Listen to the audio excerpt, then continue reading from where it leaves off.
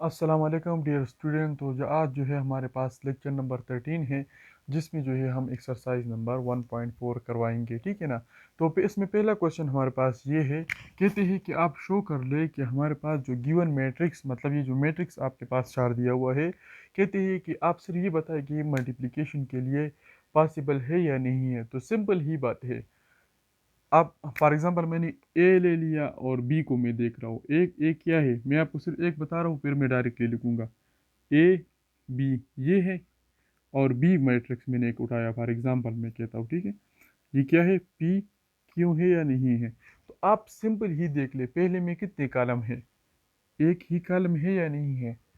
पहले में जब भी एक कॉलम हो और दूसरे में जब भी एक रो हो, तो उसकी मल्टीप्लिकेशन मतलब फर्स्ट की जो कॉलम है वो बराबर हो सेकंड के रो के, तो हम कहते हैं इसकी मल्टीप्लिकेशन पॉसिबल है। तो पहले में फर्स्ट में एक कॉलम है और दूसरे में क्या है, एक रो है, तो इसकी मल्टीप्लिकेशन हमारे पास पॉसिबल है। सिमिलरली अगर आप इसी के अंदर देख लेना, तो आपके पास ए बी पॉसिबल है, ए बी मल्टीप्लिकेशन पॉसिबल है, बी ए मल्टीप्लिकेशन भी पॉसिबल है, ठीक है। और इसी तरह आपके पास जो है सी ए का मल्टीप्लिकेशन भी हमारे पास पॉसिबल है, ठीक है। और इसी तरह इसके साथ साथ जो है आपके पास बी सी का मल्टीप्लिकेशन भी पॉसिबल है। लेकिन मैं बी ए का देखता हूँ कि ये वो पॉसिबल है या नहीं, मतलब बी को पहले लेके, मतलब बी क्या है, पी है, क्यू है, और ए क्या है, ए हमारे पास है, ए है और बी है। तो पहले में कितना कॉलम है, वन टू। इसमें कितने कॉलम है, इसमें कितने रो है, वन टू।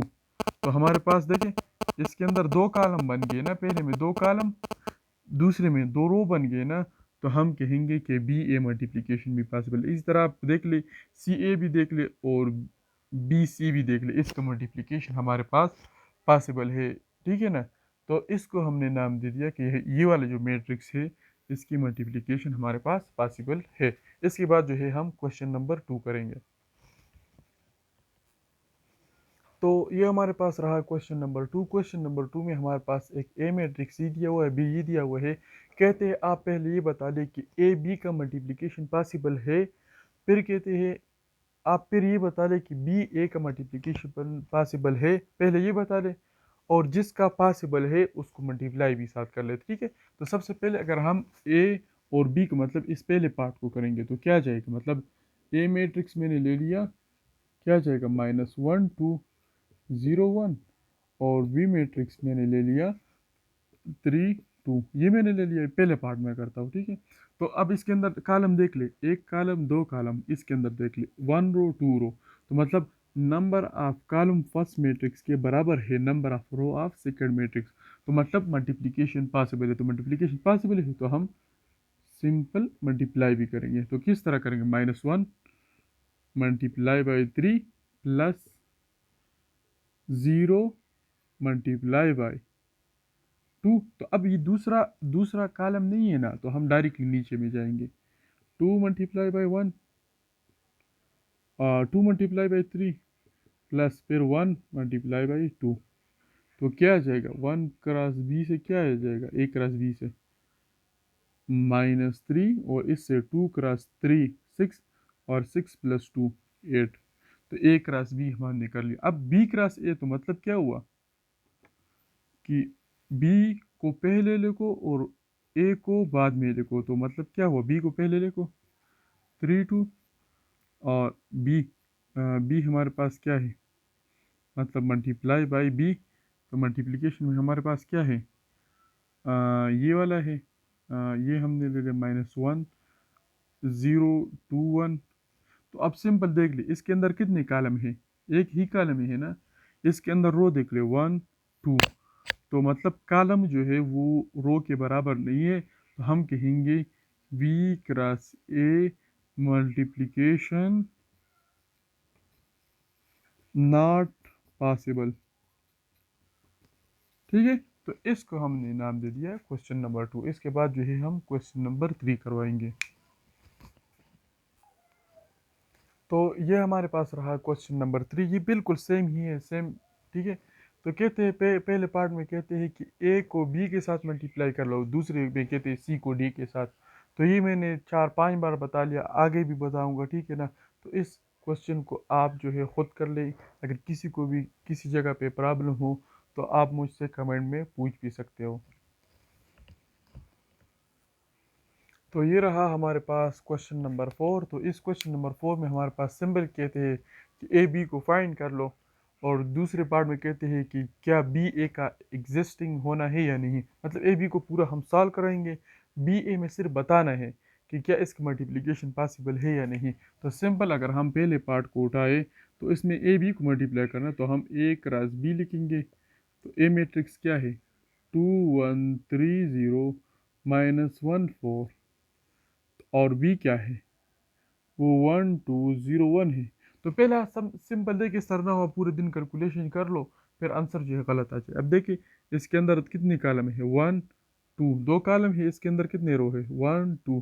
तो मतलब इसका मल्टीप्लिकेशन पॉसिबल है। अब सिंपल कर लो, ए बी को मल्टीप्लाई कर लो। क्या, पहले रो को उठाना है, मतलब रो को हमने उठा लिया, 2 × 1 प्लस 1 × 2, फिर इस रो को इसके साथ 2 × 0 प्लस 1 × 1, फिर इसको उठा ले 3 × 1 प्लस 0 × 2, फिर इसको मतलब ये वाला है, ठीक है, 3 × 0 प्लस 1 × 0 × 1, ठीक है।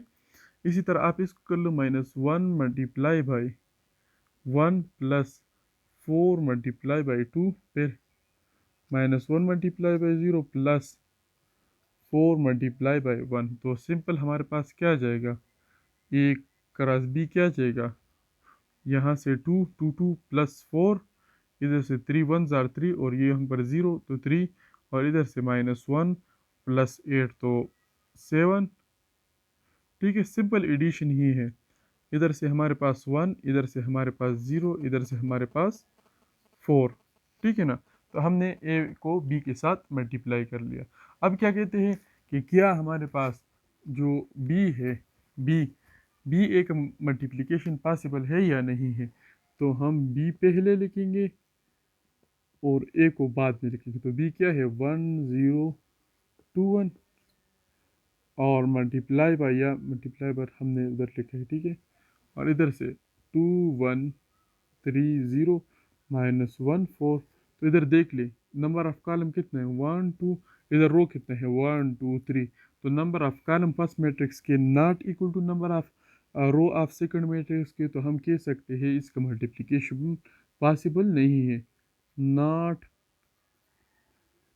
पॉसिबल मल्टीप्लिकेशन, ठीक है ना। तो ये हमारे पास रहा क्वेश्चन नंबर 4। तो ये हमारे पास रहा क्वेश्चन नंबर 5। इसमें कहते हैं ए मैट्रिक्स ये है, बी मैट्रिक्स हमारे पास ये है, आप ये शो कर लो कि ए बी जो है नॉट इक्वल टू बी है। तो इधर मैं आपको एक छोटा सा कंसेप्ट भी दूंगा, क्योंकि यहाँ पर आए हुए इस वजह से मैं बता रहा हूँ, ठीक है।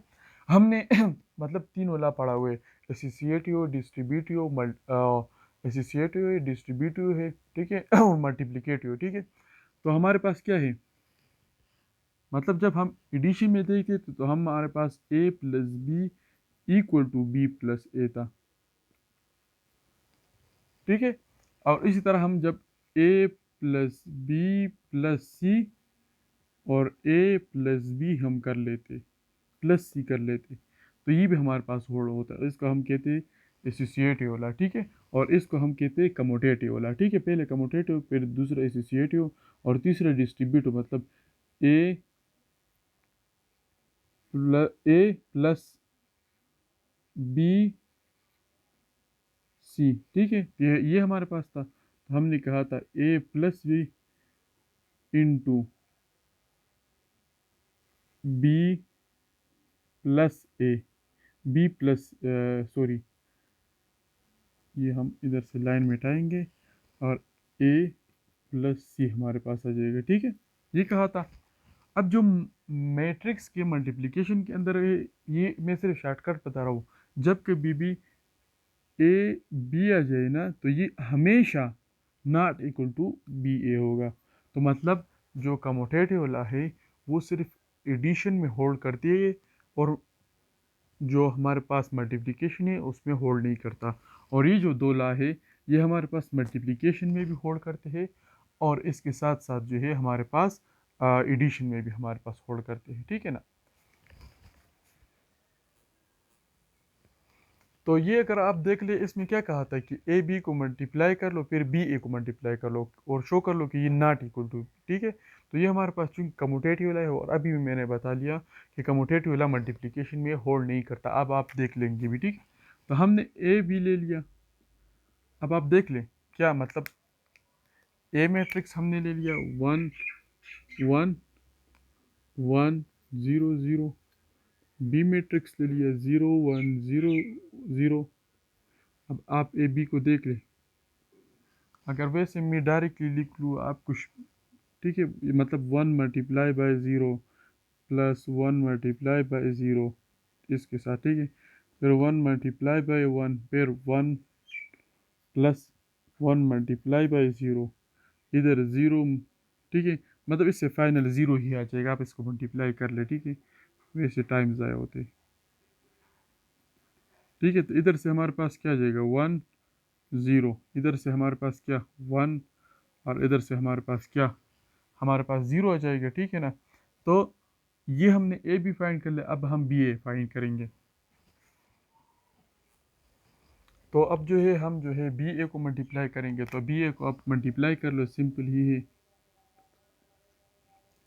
ये बी को पहले लिखो 1 0 0 0, और फिर ए को लिखो 1 0 1 0, ठीक है। फिर इसको मल्टीप्लाई कर 0 मल्टीप्लाई बाय 1, इसको एस के साथ, ठीक है।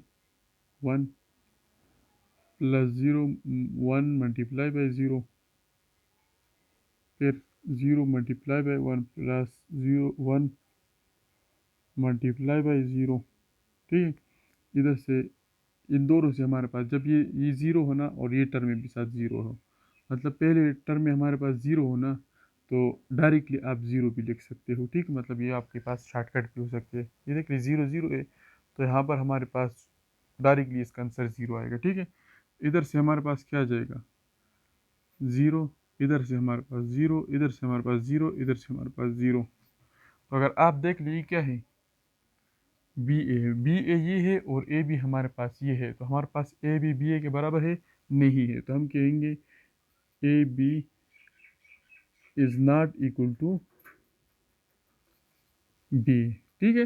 तो हम मैंने पहले आपको शॉर्टकट भी बता दिया, कम्यूटेटिव वाला कभी भी जो है मल्टीप्लिकेशन में जो है हमारे पास होल्ड नहीं करता, और हमने प्रूव भी कर लिया कि किस तरह होल्ड नहीं करता।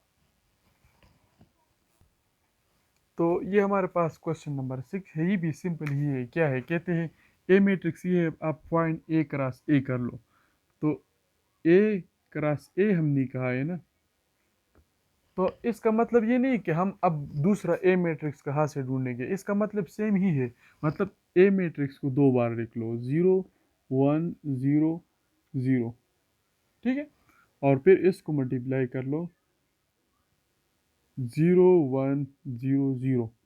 तो मतलब क्या हुआ, ए क्रॉस ए का मतलब ये है कि इस मैट्रिक्स को दो बार लिखो, और मल्टीप्लिकेशन मैंने आपको 50 बार ही करवा लिया, तो आप इसको जो है खुद ही कर लो।